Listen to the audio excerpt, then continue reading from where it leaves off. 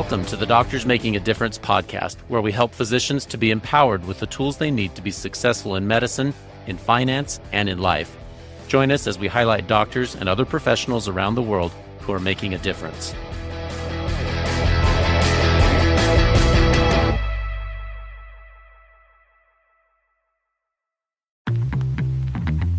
Doctors change lives every day, but what happens when life changes yours? A single injury, a sudden illness, your career, your income, your future can shift in an instant. The best physicians don't just plan for success, they protect it. At Set for Life Insurance, they believe financial security isn't a luxury, it's a necessity.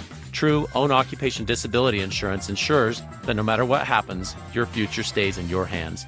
Because protecting your income means protecting everything you've built. Visit drpodcastnetwork.co/set for life today. Secure your future before life makes the choice for you. Think about the opportunity to work as a board-certified child and adolescent psychiatrist. Today, we get the opportunity to hear about Eric Arzubi. Interestingly, he spent years in the financial industry and was a writer for Bloomberg, and has had a lot of opportunities to do other things before entering medicine, and has had a fascinating career. Dr. Arzubi, Eric, would you mind introducing yourself to our audience today? Sure, thanks. And can I call you Peter? Is that okay? Oh, please do. Yeah. Yeah. So yeah, it's great to be here, and thanks for the invitation. So yeah, my name is Eric. I'm a board certified general psychiatrist as well as specialty trained child and adolescent psychiatrist. I'm based in Billings, Montana, and right now I'm co-founder and CEO of Frontier Psychiatry. It's an all telehealth practice that delivers psychiatric care and addiction medicine to Montana, Idaho, and Alaska. Pretty neat. So you serve people, hundreds of thousands of people potentially across all those different areas. Kind of walk me through your career a little bit. I want to hear how it started and then how it's transitioned into this kind of focus where it sounds like you still work with the Yale Child Psychiatry the Child Study Center. Yeah. And then you've transitioned it from kind of boots on the ground right there in Montana practice to also going out and doing this telemedicine stuff. I'd like to hear that transition process. Sure. No, thanks. Yeah. Thanks for letting me talk about that. I went in college, I studied sort of international affairs. I thought I wanted to be like my uncle. So my family's originally from Argentina. My uncle is a successful finance guy and worked out of Buenos Aires, Argentina. And so I'm like, I want to be like him. I want to travel the world and make a lot of money. And so I studied international affairs in DC. I actually moved to Argentina right after graduating in 1991. And a few months after starting to work for him, he fired me. I went chasing after a girlfriend I left back in DC. It was just a dumb move. And he was right to fire me. He's like, Eric, I love you like a son, but I got to fire you. You just took off and didn't tell me where you're going. I'm like, no, it makes sense. But by then, I asked if I could go back. We broke up. I broke up with his girlfriend. I went back to Argentina, and he said, you can keep living with me. You can figure out what you want to do with yourself. I'm like, okay. So I had made some contacts, interestingly already, and that's a longer story. But I ended up getting hired to be Bloomberg News' first Latin American correspondent. So I worked out of Argentina, writing stories for Bloomberg, doing financial and economics reporting. Did that for almost 2 years. And then I decided to move back to the United States and ended up working a couple of temp jobs in New York City in a couple of finance, like a couple of Mexican brokerages, actually. And my resume got around to a hedge fund. Worked as a hedge fund analyst for less than a year and eventually ended up as a bond trader at Morgan Stanley, out of their offices in Times Square, and was on a big trading floor and bought and sold Latin American bonds. So I did that until 1999. And for a couple of years before 1999, I had really been wondering about what I wanted to do with the rest of my life. I was looking around for role models, met a lot of brilliant, really wonderful, brilliant people in both news as well as Wall Street, but nobody who ended up being a role model who I wanted to be like when I was 60, 70 years old. And the person I kept thinking about was my pediatrician who took care of me when I was growing up in Vermont.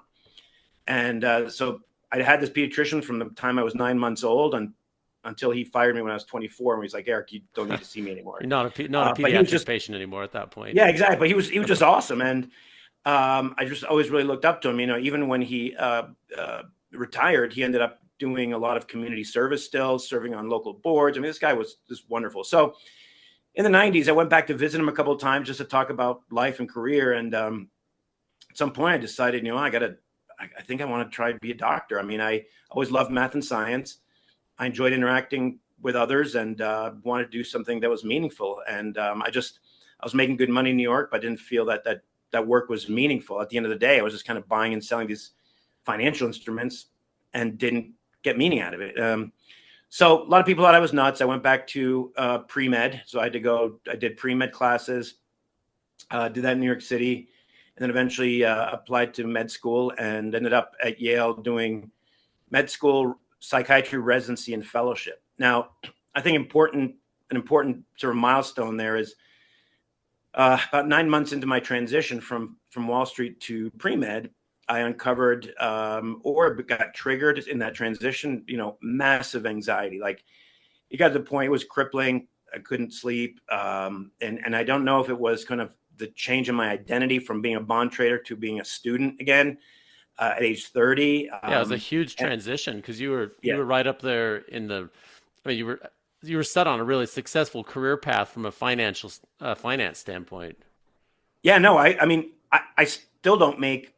I never have as a doctor, even since I finished my training in 2013, made what I made back in 1998, and I may never. And now I'm sitting with that, and that's okay. But that transition is hard. My identity I was a VP at Morgan Stanley and a bond trader, and then went to doing physics homework. Right. It was just Well, odd, right? And you were not age matched with a lot of your peers. You're probably a decade older than a lot of them. That's exactly right. And I felt this, even though I loved the sciences, I felt this incredible pressure because I just left what for many people is a dream job. And so I was imagining what happens if I fail? What if I don't make it to med school? How's that going to look? Again, I was younger at the time, and now that doesn't really matter much to me. But at the time I was like, what are people going to say? All the people that I left behind on Wall Street, they think this is silly. I want to prove to them that it's not. And then I think the pressure I was putting myself to try to be perfect, and and to get into good med school, they expect the admissions office expect you to be perfect, which nobody is, and so it was really a ton of pressure, and so yeah, I ended up really uncovering pretty bad anxiety in the fall of 1999. Had to take a semester off because I really had to stop functioning. I wasn't sleeping. I couldn't focus because of the anxiety. I was spiraling, and so that was an interesting part of my journey, which I got to believe in some way informed my decision to later become a psychiatrist. And the other thing is, I'd saved some money, so that helped me pay for, my pre-med. And pre-med took about, 2 years to try to get through all the pre-med classes and apply and all that stuff. So I was able to live off that money for a couple of years, but I had to start making money again. And so I started doing a lot of tutoring, math and science tutoring. And I think that also informed my ultimate decision to become a child psychiatrist, because I ended up spending thousands of hours with middle school and high school kids tutoring math, science, and then eventually just kind of general education, and really loved spending time with those kids and the families. And so I think ultimately probably my own experience with anxiety and the time I spent, the thousands of hours tutoring kids and spending time with families, I think really informed my decision to become a child psychiatrist. And so that's, and not to mention the time with my pediatrician. So eventually, yeah, I did child psychiatry fellowship at Yale and finished in 2013. And so, like many of us, by then I had lots of loans, lots of student debt, and by then also I was married and had 2 daughters, and so I had to make some decisions, right? So I was living in Connecticut. Connecticut's really expensive. It's densely populated. I also wanted my daughters to grow up in a place that, was more like my Vermont when I grew up. I wanted them to kind of have, a little more space, a little less kind of pressure. And so I got this random email from a place called Billings Clinic in Billings, Montana, looking for a child psychiatrist. I answered it. I ended up going to Montana for an interview. I'd never been there before. And my wife and I had said, gosh, wouldn't it be cool to to a place that's pretty, that was growing up. And so we ended up there. I ended up starting my first job as a psychiatrist, full-time doctor at age 44. And that was in 2013. Man, Eric, this is So such a unique yeah, story. I don't know anybody who's had this path because, I mean, I've known people who've transitioned from one career to the next, but this is so unique because you were kind of, I mean, you were walking the high life in finance and kind of in things that would be like name recognized brands, and then you transitioned back to tutoring middle schoolers and working in school and taking on student debt, and you moved from the East Coast, the big city life to beautiful mountainous Montana. I mean, I love Montana. I'm from Idaho, so I think Montana is amazing. But what a transition! Holy cow! yeah, I don't know. Maybe I thrive on these bizarre shifts. Maybe I get bored easy. I don't know, or maybe I like risk. Maybe I like risk. Maybe that's why I was a trader, and then I ended up doing these other things, right? But um, I guess you're right. But also, it was a long period of searching. I think one of the things that drove me too was I felt, I feel very blessed. I mean, I work hard and I was able to do well in school, and so I feel like I was pretty good at a lot of different things, but I wasn't great at anything. I did, it's kind of one of those classic things, jack of all trades, master of none, and I think I was searching for something that was mine. Like, so when I was a bond trader, I was okay. I was never going to be the one of the top hedge fund people in the world. I just that wasn't my gift, and I knew that, and I didn't care about it enough to make it my gift, if that makes sense. And so I kept poking around. I mean, same thing as being a reporter. I was a decent reporter. I was never going to be a Pulitzer Prize winning reporter, but I was okay. And I guess I got really scared of being just okay, and I wanted to be really great at something, and I wanted to find what that was. And so maybe that's why I pushed myself to keep looking until I found something that really resonated and something I felt I could stick to. And the fact, look, here I am. It's 2025. I'm 56, and I'm still doing this. So I must have found it. I think. I I think hope. so. No, I think I think you have. I mean, I'm kind of inspired by this story because you found something that would work great. You'd had financial tools. You would have been able to take care of your family. It would have been a fine life. But you needed something that inspired you, and you only get to live once, right? And so if you feel like you're not matching that expectation, and you have all these gifts. I mean, how cool that you actually did it. People talk about that stuff, but you did it. I love it. That's so cool. Well, no, I appreciate it. And it goes to the like, and I don't know if I give myself. I mean, I know what you're saying, and I do appreciate it. But I think what drove me, yes, I can sit here and say, well, I was so inspired in the passion and all that, sure. But I was also terrified of being stuck in something that I would look back on and be like, dude, that was your one shot at life, like you said, and you did that. Like like that was too hard to sit with, and so I think that massive discomfort of being in that position kept pushing me. I'd rather be taking these risks than be 7 years old, if God bless, God bless me if I make it that to that age, but be sitting there at 70 or whatever 80 and sitting there going, damn it. I could have been a doctor, but I sat there and bought and sold bonds for a living. Or, I could have done these other things, and I decided to just stick with that first job as a reporter. And so I think that discomfort and that terrified me, I think, and pushed me to do these other terrifying things, I guess. Yeah. Well, we're all given different gifts. And like, you've got kids, I've got kids. We talk about it all the time with my kids to say like, well, try to find what you're passionate about, what you want to do, what you can do to do some good in the world. And maybe I kind of feel like we live in a time where culture wants us to celebrate mediocrity. And I don't mind, saying like we're all a work in progress and we're in process. But it's great to say I don't have to be good at everything, but there's a few things that I did my very best at. I can excel Yes. and be my very best version of that. And if you didn't feel like you were there, and if you don't feel like you're there now for any of us, it's a good opportunity to reflect, because the one thing you never get more of is time. And if there's something you want to take on and say, this is the time to do it, you just got to do it.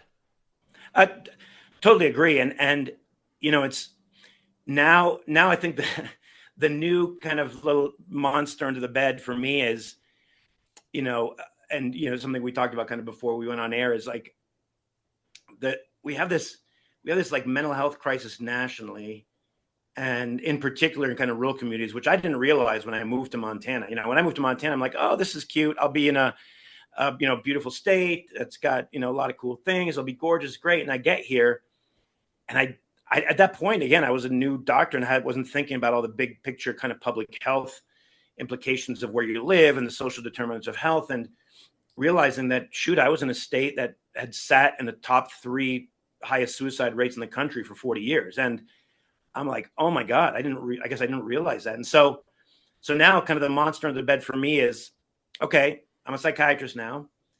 If I'm, I know it's going to sound a little nuts, but I'm going to go and tell you anyway. Like if I'm sitting there at 80 years old and I think about this mental health crisis and I haven't at least tried to move the needle on it, I won't feel very good about myself. And I know I've gotten better at giving myself grace, but I feel like that's the kind of the challenge now is like, I feel like this mental health crisis is kind of gone beyond being a crisis. It's really kind of a chronic problem now. It's not a crisis anymore. We got a chronic problem. And I was looking back at, I think a year or two ago, the U.S. Surgeon General issued this report about, youth mental health. It's a crisis. Well, we had a Surgeon General report in 1999 that had another that also said we have a mental health crisis. Well, are we just going to keep issuing reports, or are we going to change things?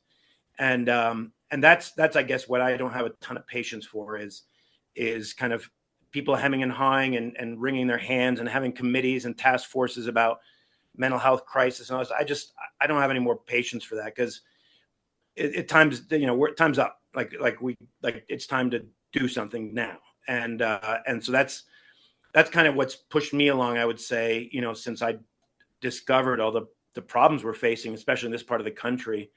And so, yeah, when I was at Billings Clinic, I did a bunch of things to try to move the needle, and certainly doing what I'm doing now is hopefully an attempt to make a difference as well.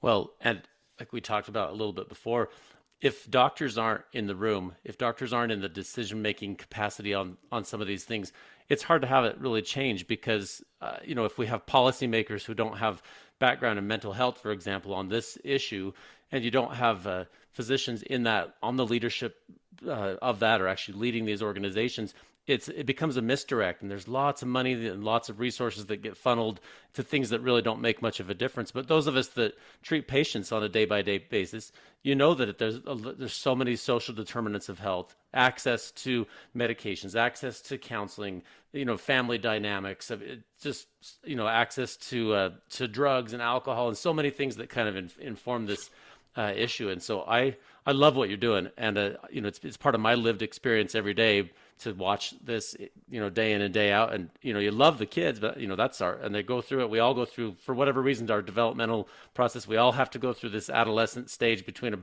and then, our young adult years. And it's just chaos between about age 14 to 24. Yep. And we have to all do it. But if we don't teach the next generation to navigate that well, then we haven't really done a good job. And for whatever reason, in our modern era, we've got that particular group of people. A lot of them really struggle. So I love to hear that you're working on it. I'm interested to hear more about what you're doing with your current efforts on that. Sure. And if I might, maybe just a little bit of I might circle back real quick to the work I did at Billings Clinic. Again, I think, is that and I love spending, like, I've been on a couple different podcasts. I love actually being on a podcast with a doctor, because I feel like, all right, you know what I'm talking about. Like we do this day in and day out. Right. So, where I've been, where I'm at now, and where I'm going. Right. So we're kind of on the same page there. So when I was at Billings Clinic, I think having done, so I started med school in 2003. So I was 34 years old, and that was a little odd because I was older than some of the attendings, and certainly older than I think I was like the second oldest in the class of 100. And so I felt there was a time where I felt bad about that, because I felt like, I'm starting my career late. I have a disadvantage of time and resources because, I'm taking on this debt late, and I have kids and all that stuff. Now, reflecting back, I feel really lucky that I did that, only because I ended up picking up a lot of other life experience and skills that I think shaped me to think differently, and maybe be and at least for me, I feel more comfortable thinking about the big picture and kind of looking at what are all the levers of change we have in society to move the needle on some of these public health problems that we've sort of been alluding to. So, like when I was actually when I was doing my adult residency at Yale, I got in trouble because I don't know. There's this one guy who would teach. He was teaching class, and the guy just kept getting lost in all these receptors and new potential new medications, and which, again, it's interesting, but it's really more trivia in my mind. At the same time, a block or two down the road, there are dozens of people waiting in the emergency room because they were suicidal, and I'm wondering, like, what are we doing about that? Like right now, we have tools to help people. You're sitting here telling me for 2 hours about this new receptor was discovered, and we got people down the block that are suffering. So that was something that was hard for me to hold. And so I would skip that class and I'd be up at Hartford, which is the capital of Connecticut, like looking to advocate and testify because of what I was seeing in the emergency room. Like I couldn't let go of that. And so I started really early on and and recognized very quickly that for us doctors to make a difference, even though, yes, trust in medicine and science and doctors is kind of, it's not on an upswing right now, but still we are among the most trusted professionals. I recognize and realize that if we just show up and, like you were alluding to, like show up in the right places, people will listen because we're the ones who actually hold a lot of the information and the knowledge and the know-how about how to move the needle on some really important things in society. And so early on, I discovered that. So anyway, fast forward, I get to Montana. I learn about the problems, really facing states like Montana, Idaho. And one of the biggest problems is the shortage of psychiatrists. And Idaho, I think, is actually ranks the lowest in terms of, right. in terms of access to psychiatrists in the state. And so I was having trouble recruiting at Billings Clinic, trying to bring psychiatrists into Montana. And so the CEO at the time, who was brilliant and a real visionary, he challenged me it was like a senior leadership meeting. It was, Eric, if you can't recruit people, why don't you just start a residency? And I said, okay. So I said, all right. So I said, everybody has witness here, right? I'm going to start residency. They're like, okay. So I did. So I reached out to the University of Washington because the University of Washington has already by that time had a couple of rural tracks. So basically what happened is 4-year psychiatry residency was split up into 2 years in Seattle and 2 years in a rural setting. Idaho has a track and Eastern Washington had a track at the time.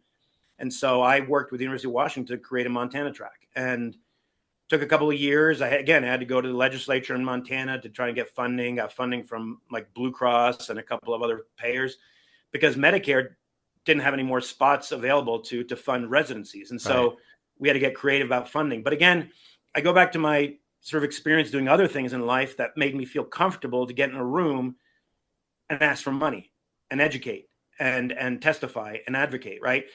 And so I was able to pull that off and get a psychiatry residency. And so now, Montana has a psychiatry residency. Now it's a 4-year residency. After I left Billings Clinic, they converted it from a 2-year track with the University of Washington to a full 4-year residency. And now I think the Billings Clinic has trained maybe 9 or 12 psychiatrists, and half of which have stayed in the region, which is great. Oh yeah. And then, so that was really cool. And then the other thing, I started, Billings Clinic was getting about 15 to 20 patients in the psychiatric crisis per day, coming from northern Wyoming, all of Montana, and some of the western Dakotas. And, patients were waiting 10, 12, 20 hours to be seen, which I thought was just reprehensible. It's just not okay.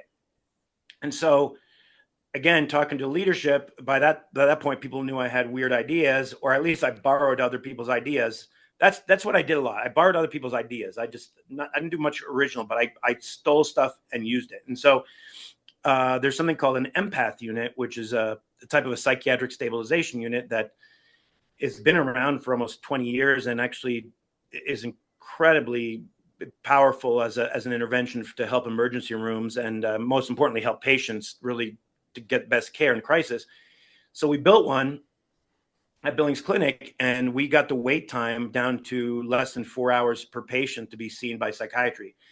So again, I'm bringing that up only because I have this thing where, like, I see something not great happening in the continuum of care in psychiatry.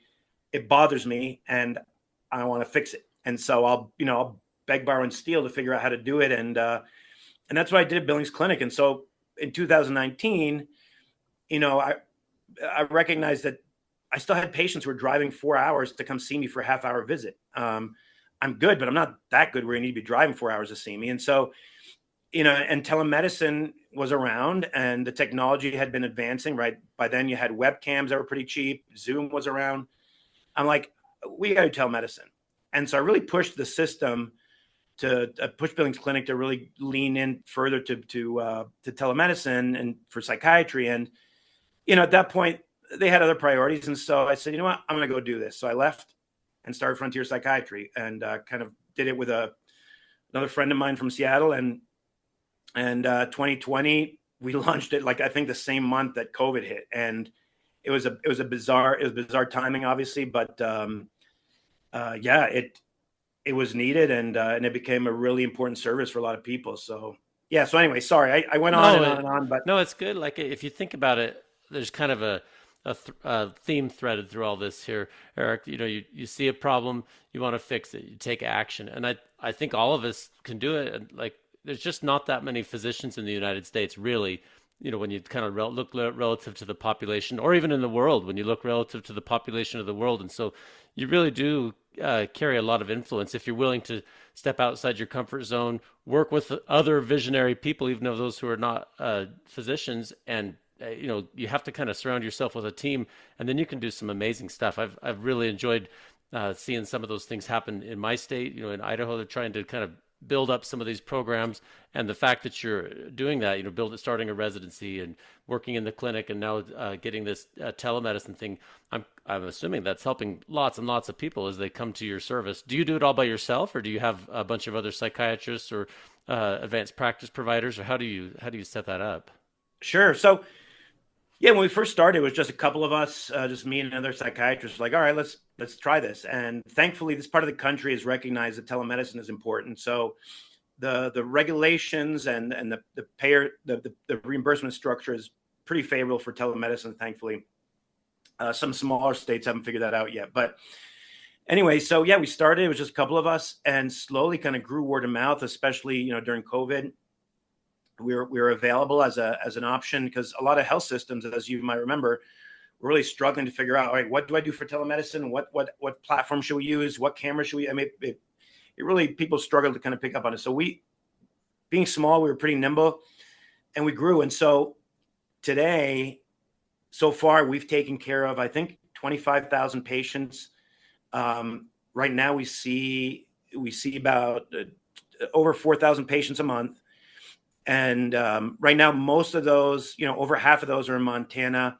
The rest spread between Idaho and Alaska. And we only started seeing patients in Idaho and Alaska last year, but we have 30 providers. Half of them are psychiatrists, and we have a mix of child psychiatry, addiction psychiatry, geriatric psychiatry, and perinatal psychiatry. So what we decided to do was, we wanted to be, I didn't want to be jack of all trades in mental health. Like, I didn't want to kind of be everything to everybody. I wanted to be great at one thing, and that was psychiatry, the medical side of mental health, right? Which includes, and people might not realize it, because I think, again, we've done a really bad job in behavioral health of splitting things up.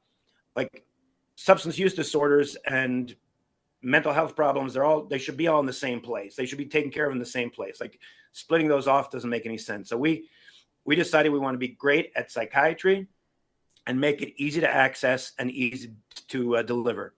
And so to that end, we hired, great psychiatrists, as well as some advanced practice providers. So we have, again, half and half. Half are psychiatrists, board certified psychiatrists. The other half are a mix of nurse practitioners and PAs. And it's been very rewarding. I mean, we have some, thankfully, really great people. And what's cool about, I get to form, I'm captain of the team, and I get to form my own team, and I get to keep who's really good. And if somebody's not cutting it. I'm sure there are other places that they can go to, but what's really important to the team that we put together is I want them to really, really care about serving really being mission aligned. So they care about serving people who are in underserved communities who really need help. I need them to be team players. I need people to be able to rely on each other. And because again, medicine is a team sport. We have weekly rounds that we ask clinical questions, we ask systems questions, we support each other. So really working hard, because again, healthcare can be isolating, especially when it's remote work. And a lot of health systems really have really bad workplace cultures. It just is. I mean, I've experienced it in a lot of different organizations, and we're not very good at creating healthy workplace cultures. And so to me, it was a huge priority to create a workplace culture where people were excited to go work on Monday morning and feel inspired about the mission and feel like we're moving the needle. So yeah, anyway, that was probably a longer answer than you wanted, but hopefully that gives you a little bit of an idea of kind of the scope. And actually one more other thing I'll add is like in 2023, we actually did raise some outside money. So we took on a minority investor to help us advance the mission. Like if I wanted to kind of bootstrap this thing as a little private practice, there's no way I would be able to be serving the people that we're serving right now.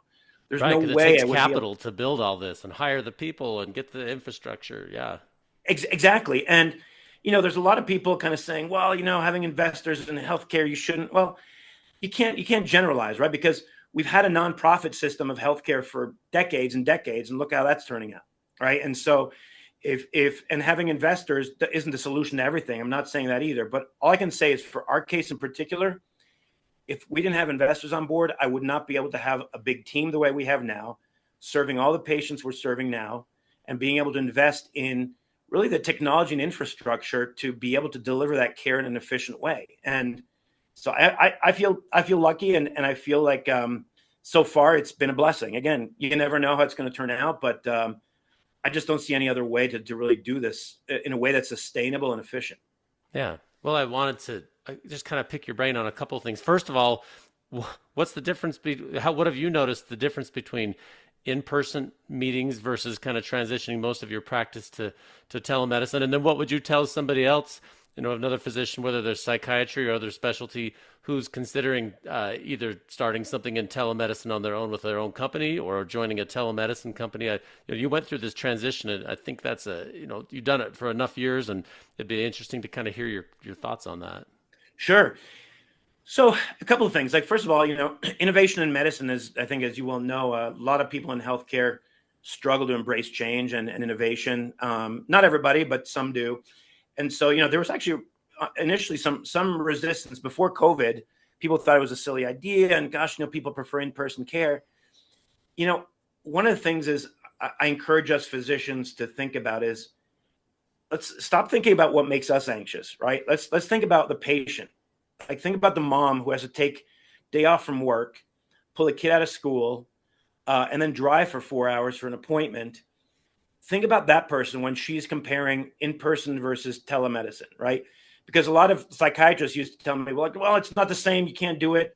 It's not the same quality of care. Well, number one, let's not compare in-person care to telemedicine care. Let's compare telemedicine care to no alternative at all. Right. That's how we need to be thinking about that. That's the reality where we're at. Yeah. Exactly. Especially places where we live. So I think that's important. Make sure whatever you're doing and how you think about it is very patient-centered, not us-centered, right? And so think about the problems you're trying to solve. And so when it comes to telemedicine, I can tell you the pros and cons. So in terms of the pros, it's been widely embraced now. There's plenty of research to show that it helps and it moves the needle and it helps people. Like, we actually did a study. We're about to actually publish a study next month. I'll send it to you once it's published.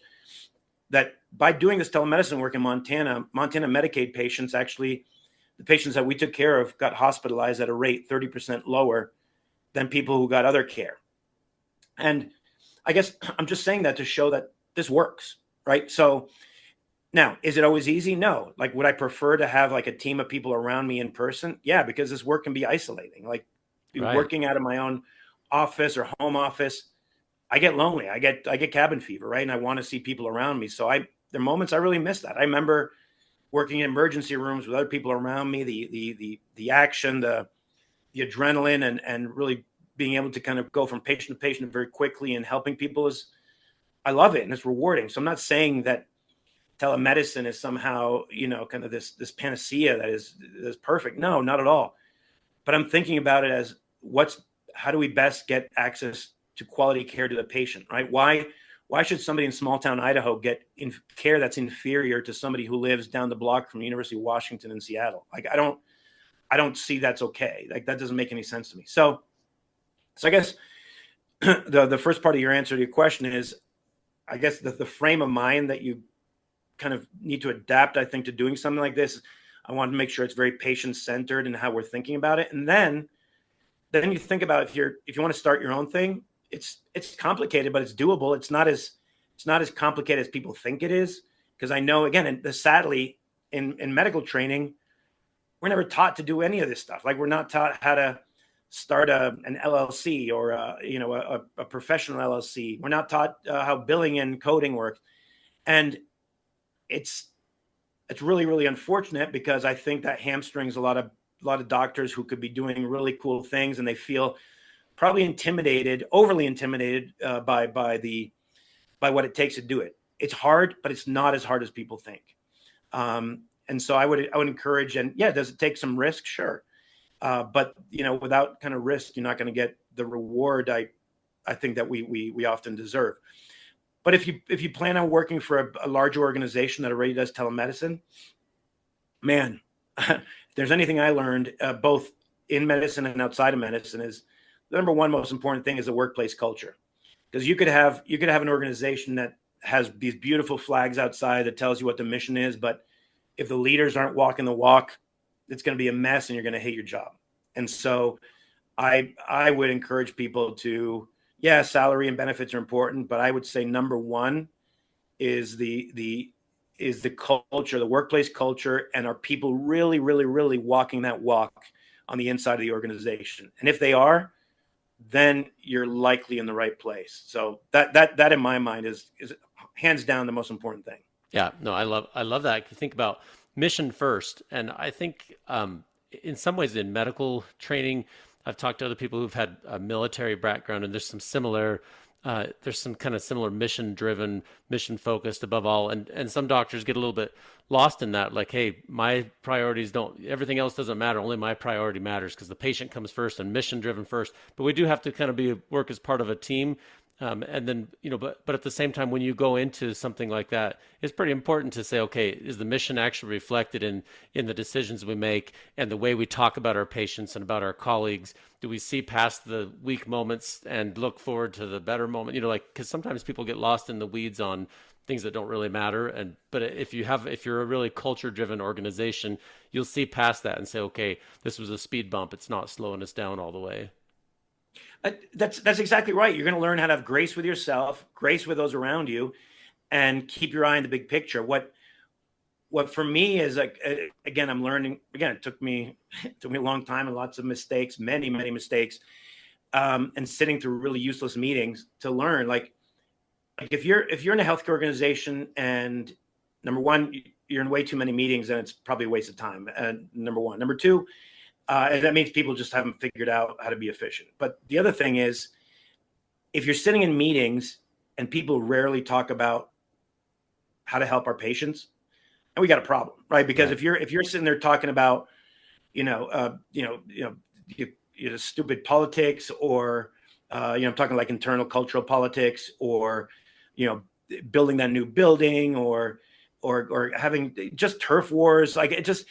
And you keep forgetting to talk about the patient. Like, in my mind, if you're not starting off with the patient in a meeting in a healthcare organization, that's a symptom of a bigger problem. And so I would just, at least for me, when I started finding myself being in situations like that, it was untenable to me, because I started to feel more and more removed from the problem and solving the problem.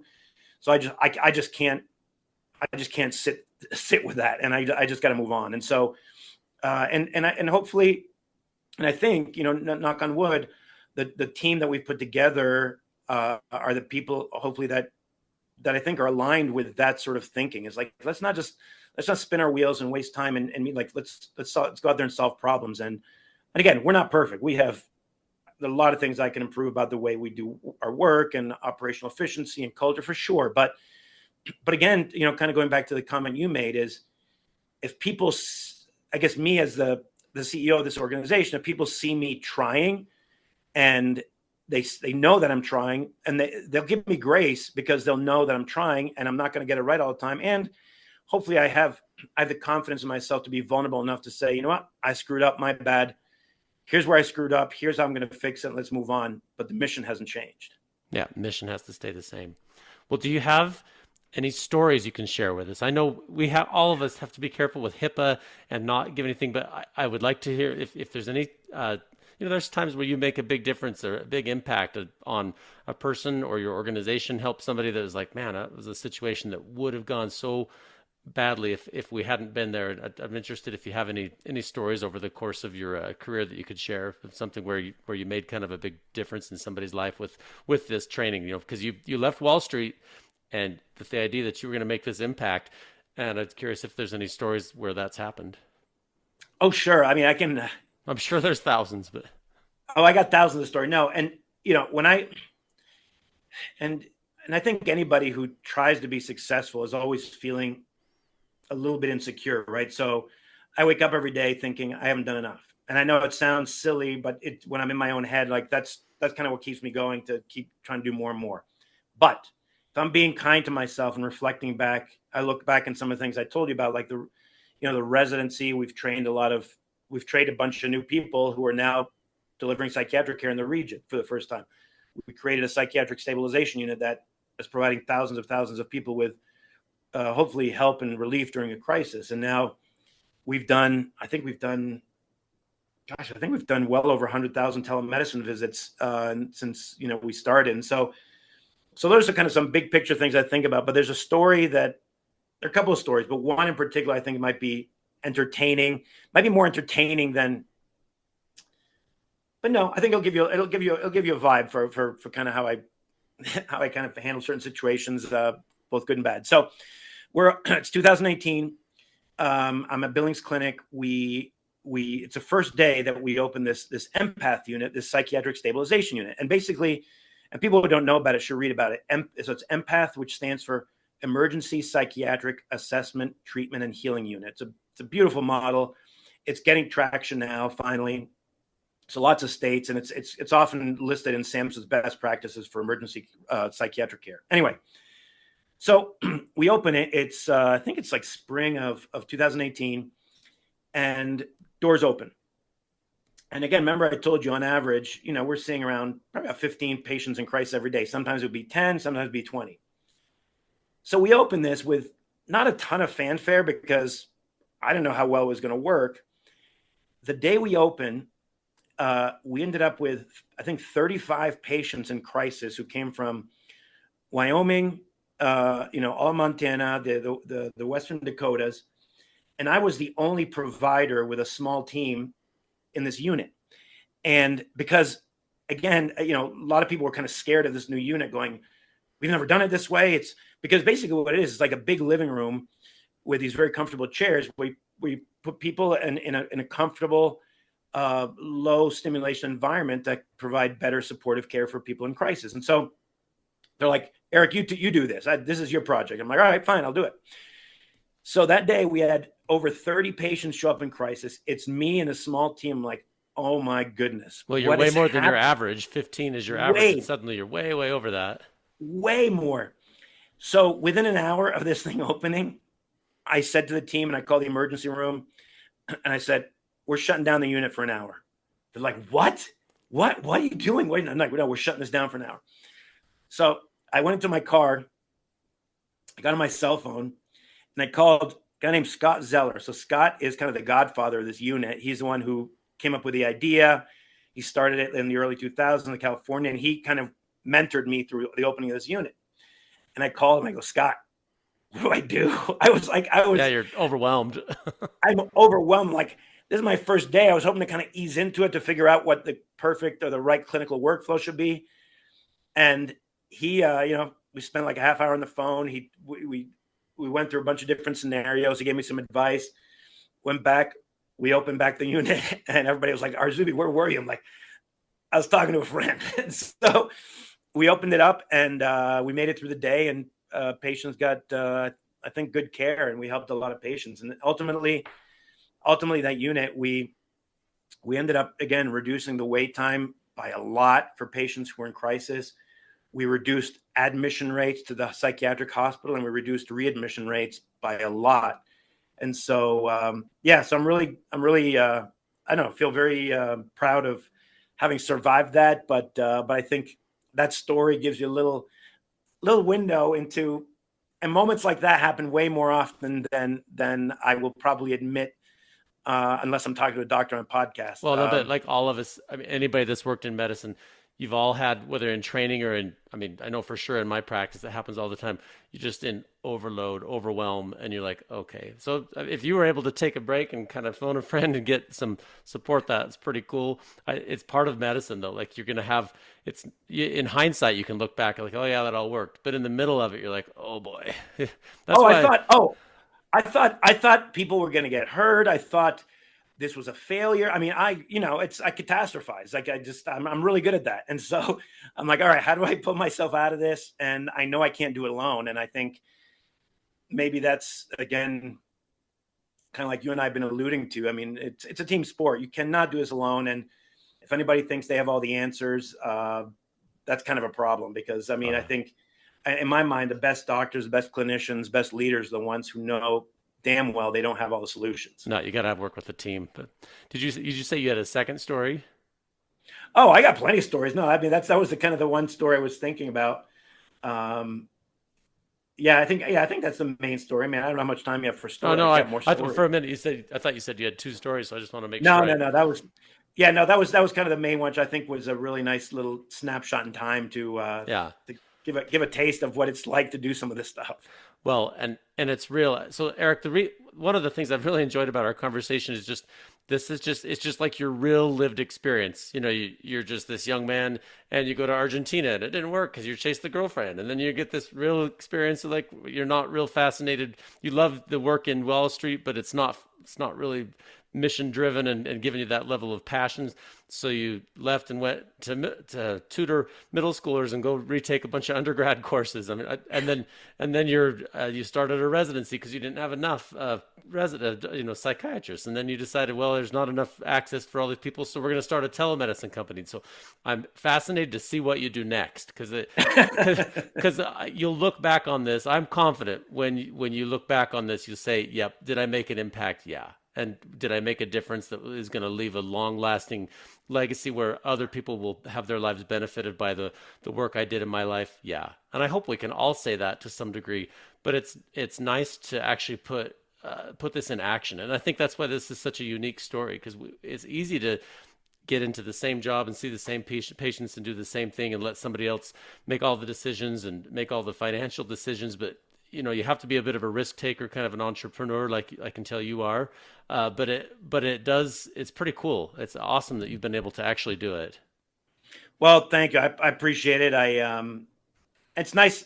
And I do appreciate, actually, I enjoy this interview a lot. Again, having a conversation like that with a fellow physician is very different than another podcast host. And I think I'll tell you, it hit me differently, and reflecting with you on it and hearing you kind of summarize that way actually hit me pretty hard. So I thank you for that. And I guess I wish for us doctors to find really meaning in what we do, and to keep the curiosity, the awe, the wonder about medicine that we had when we first started, to keep that alive, and know that a lot more is possible than we think it is. But we just got to think outside the box and outside the system. And yeah, it's hard, but I can tell you those moments, like that day we opened that unit was a scary, sure, but gosh, looking back and knowing that thousands of people got hopefully better care it's a wonderful feeling.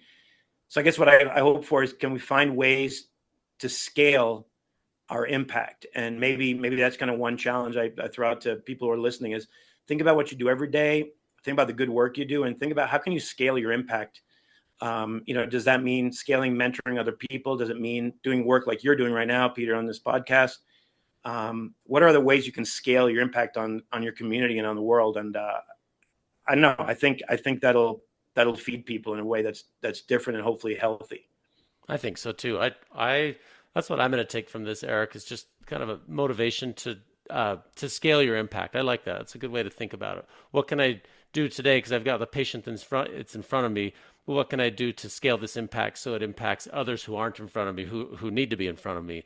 Or what can I do to help influence other physicians or other people in the healthcare team that I'm working with? Because it does have an impact, and it really kind of ripples out as you provide that impact. And so this story has been awesome, Eric. I really appreciate you taking the time to do this. I have found a lot of motivation from this, and I'm confident others will really enjoy hearing this interview. Thanks, Peter. I really appreciate you reaching out, connecting, and love this talk. And hopefully, maybe down the road we'll do it again, and it'll be just as fun. Oh yeah, keep in touch, Eric. Thank you so much. Will do. Thanks. Bye. Thanks for tuning into the Doctors Making a Difference podcast, and thank you for what you do to help your patients and your community. Your work truly helps so many people. We produce this content to help you have the tools you need to stay in medicine and to highlight the amazing work being done by physicians around the world. Please note that while I am a physician, and many of the guests on this program are also physicians or other professionals, the discussions on this podcast do not represent my employer or any professional organizations to which I belong. This podcast is for your information and entertainment only, and should not be taken as professional advice. You should seek appropriate professional advice pertaining to your own situation. Please check out more of our content on our website, doctorsmakingadifference.com. Also, please follow, like, or subscribe on your podcast player or YouTube channel, and give us a 5-star rating. It really helps to spread the message. Finally, if you'd like to be a guest on the podcast, or if you'd like to nominate someone else to be a guest, please visit the website or email admin@doctorsmakingadifference.com. See you next time.